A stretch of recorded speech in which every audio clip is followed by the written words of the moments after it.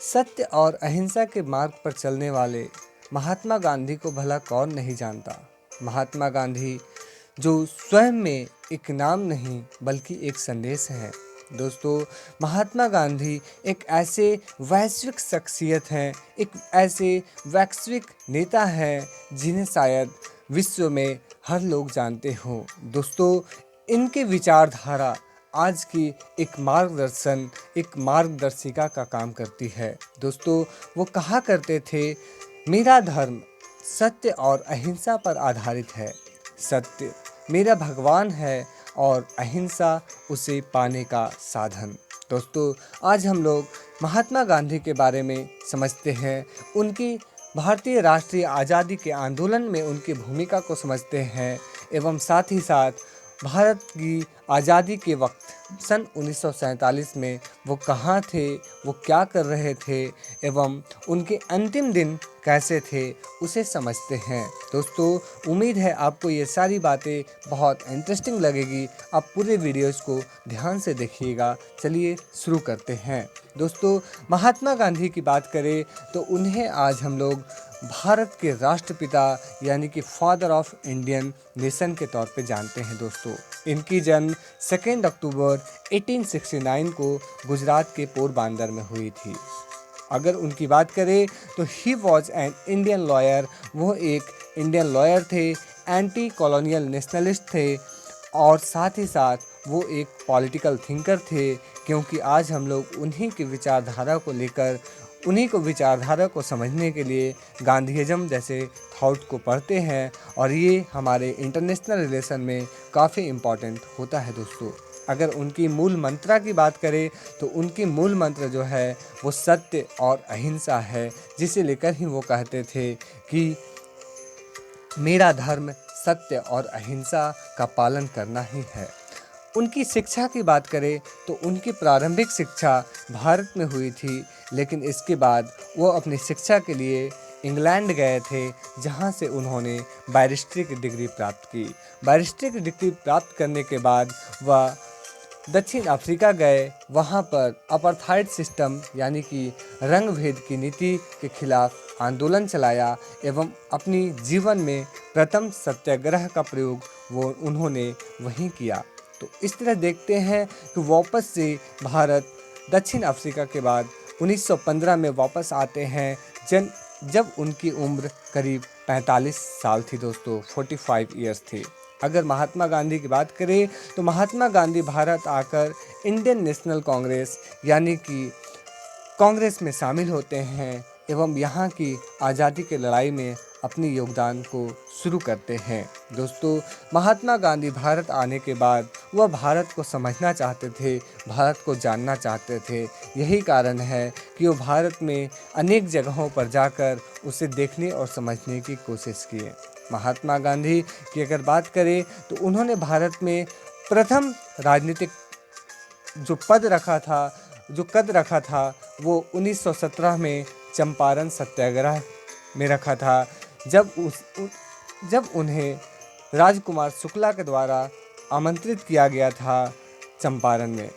उसके बाद उन्होंने खेड़ा आंदोलन, अहमदाबाद मिल आंदोलन जैसी आंदोलन चलाई।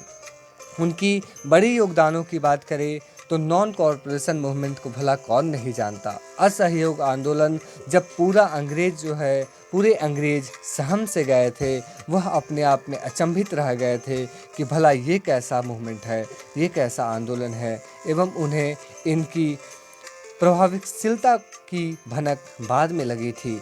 तो नॉन कॉरपोरेशन मूवमेंट सन 1921 में महात्मा गांधी के द्वारा चलाया गया।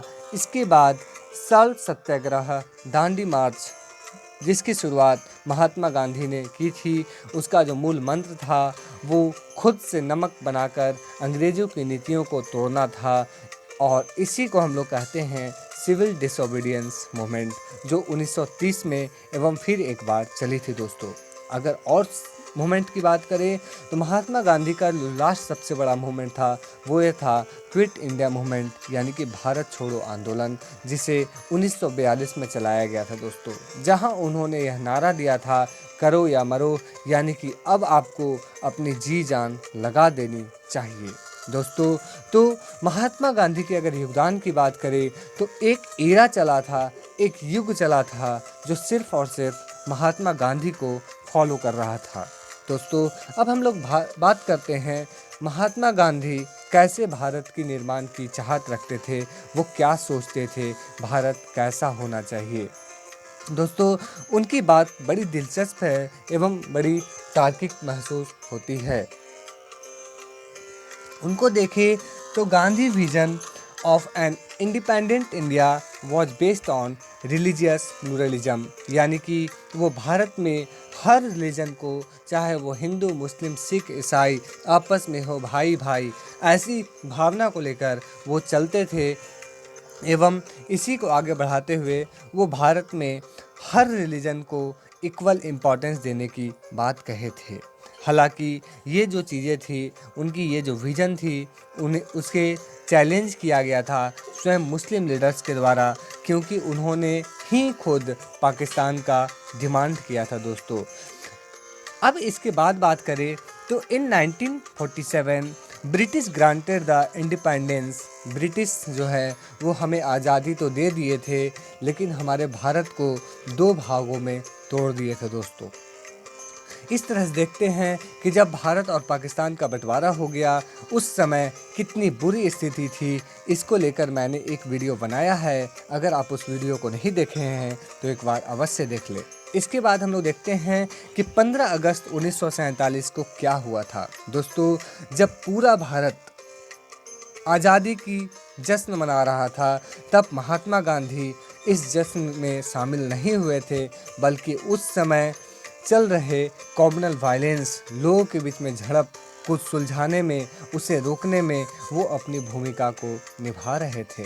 दोस्तों, Mahatma Gandhi did not participated in any official celebration. वो किसी भी प्रकार की ऑफिशियल सेलिब्रेशन में पार्टिसिपेट नहीं किए थे, क्योंकि भारत की ये आज़ादी से वो संतुष्ट नहीं थे, क्योंकि उनकी जो विज़न थी एक भारत श्रेष्ठ भारत, अब वो दो भागों में टूट चुकी थी। इसके साथ साथ हम देखते हैं at the time he was in Kolkata in the region of communal conflict और riots between Hindu and Muslims.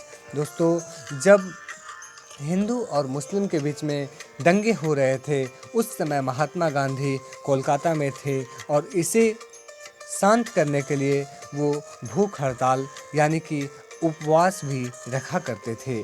He was saddened by the communal violence and disheartened principle of ahimsa. मतलब जब उनकी खुद की प्रिंसिपल अहिंसा को लोग मानने को नहीं तैयार हो रहे थे, तो इससे महात्मा गांधी को एक बड़ा आघात पहुंचा था। He failed to bind up people in the time of trouble. इस तरह देखते हैं कि उनकी जो अहिंसा की नीति थी वो इस समय फेल नज़र आ रही थी, क्योंकि वो दंगे को रोकने में असफल हो रहे थे। इसके बाद हम लोग बात करें कि वो प्रेजेंस, जब वो कोलकाता में थे तब क्या हुआ। His presence in Kolkata greatly improved the situation and bring peace in Kolkata। दोस्तों, उनकी कोलकाता में प्रेजेंस ने वहाँ की कॉम्युनल वायलेंस को काफ़ी कम कर दिया था, क्योंकि जब ये लोगों को समझाते थे, जब वे उपवास रखते थे, तो इससे हिंदुओं के साथ साथ मुस्लिमों पर भी काफ़ी गहरा प्रभाव पड़ता था। बट आफ्टर सम टाइम, लेकिन ये प्रभाव जो था वो कुछ ही समय के लिए होता था, वो लंबे समय के लिए नहीं होता था। कुछ समय बाद वह पुनः स्टार्ट हो जाता था। तो इस तरह से देखते हैं गांधी जो हैं वो पीस को ब्राउट करने के लिए वो भूख की हड़ताल यानी कि वो उपवास रखते थे, वो कई दिनों तक खाना पानी तक नहीं पीते थे। इसके बाद वो दिल्ली जाते हैं एवं दिल्ली में वो सरकार के साथ मिलकर कुछ डिमांड को रखते हैं। दोस्तों, he gone for equality concern with Muslims. उन्होंने भारत की सरकार से मुस्लिमों को एक समानता की आज़ादी, उन्हें एक समान मानने के लिए उनसे डिमांड करते हैं, और साथ ही साथ वह भारत और पाकिस्तान के रिश्तों को सुधारने के लिए भी प्रयत्नशील रहते हैं। वह बताते थे कि भारत पाकिस्तान अलग नहीं है, बल्कि भारत पाकिस्तान दोनों एक ही देश हैं। He was unhappy with Indian government committed of financial support of Pakistan. मतलब जब भारत की सरकार 55 करोड़ देने से इनकार कर दी थी। इसको लेकर गांधी जी काफ़ी नाराज़ थे एवं इसी डिमांड को लेकर वो भूख हड़ताल किए थे दोस्तों। इस तरह देखते हैं लास्ट फास्ट जो है वो अपनी अंतिम फास्ट जो है वो दिल्ली में करते हैं। He took last fast in Delhi in January 1948। This brought down communal violence. जब वो अपनी फास्ट रखते हैं तो इससे लोग समझते हैं कि अब हमें दंगे नहीं करने चाहिए, हमें कॉमनल वायलेंस में नहीं पड़ने चाहिए। इस तरह देखते हैं कि गांधी का प्रभाव हिंदुओं के साथ साथ मुस्लिमों पर भी काफ़ी ज़्यादा पड़ रहा था दोस्तों। अब हम देखते हैं Muslims of Delhi softly returned home. जो दिल्ली के मुस्लिम्स थे वो काफ़ी तेज़ी से वो सॉफ्टेन हो गए थे, वो सरकार की बात को मानने लगे थे। The government of India agrees to give his dues, यानी कि गवर्नमेंट ऑफ इंडिया भी जो है वो गांधी की बातों को अब मानने के लिए तैयार हो गई थी। लेकिन अब क्या हुआ, गांधी जी के इस विचार और उनकी खासकर मुस्लिम और पाकिस्तान के प्रति लगाव, उनके प्रेम को लेकर एक दूसरा जो पहलू था, दूसरा जो भाग था वो काफ़ी भड़क रहा था। वो लोग जो कट्टर हिंदुइज़्म को समर्थन करते थे, वो लोग जो भारत को एक हिंदू राष्ट्र बनाना चाहते थे, तो ऐसे में ये लोग महात्मा गांधी के विचारों को कभी समर्थन नहीं करते थे। Gandhi was not accepted by all extremist. ये लोग जो एक्सट्रीमिस्ट थे ये भारत में हिंदू राष्ट्र बनाने के डिमांड के साथ साथ वो महात्मा गांधी के विचारों को कभी नहीं मानते थे। एंड इसलिए गांधी जी को जो है वो इन वर्गों के द्वारा डिसलाइक किया जाता था, उन्हें लाइक नहीं किया जाता था। Who wanted A Hindu country, मतलब ये वो सारे लोग थे जो हिंदू कंट्री की मांग करते थे। ये तर्क देते थे अगर पाकिस्तान मुस्लिम कंट्री बन सकता है तो भारत हिंदू कंट्री क्यों नहीं। इस पर गांधी जी ये तर्क देते थे कि अगर हमारा भारत देश जिस दिन एक तरफा किसी एक धर्म का कंट्री बन जाएगा, उस दिन से देश का पतन शुरू हो जाएगा, उस दिन से देश का डिक्लाइन शुरू हो जाएगा। तो they accused Gandhi activities in the interest of Muslims and Pakistan. वो मानते थे गांधी जी जो कर रहे हैं वो सिर्फ और सिर्फ मुस्लिमों और पाकिस्तान के प्रेम के लिए कर रहे हैं। गांधी थॉट दैट, जबकि गांधी ये सोचते थे कि ये जो वर्ग हैं उनका मिसगाइड हुआ है, उन्हें अपने रास्ते से भटकाया गया है। Gandhi thought that any way to make India a Hindu nation will destroy India, यानी कि अगर भारत को एक हिंदू नेशन बनाया जाता है ये निश्चित ही हमारे भारत को डिस्ट्रॉय करेगा, भारत को बर्बाद करके रख देगा। दोस्तों दिलचस्प बात यह है कि इतनी बड़ी रिफ्यूजल और इतनी बड़ी ऑपोजिशन की क्रिएशन के बावजूद गांधी के ऊपर लगातार खतरे मंडरा रहे थे। हालांकि उनके ऊपर पहले भी कई बार हत्या की कोशिश की गई थी, इसके बावजूद महात्मा गांधी पर्सनल बॉडीगार्ड को रिफ्यूज़ किए थे, वो इसे लेने के लिए तैयार नहीं हुए थे।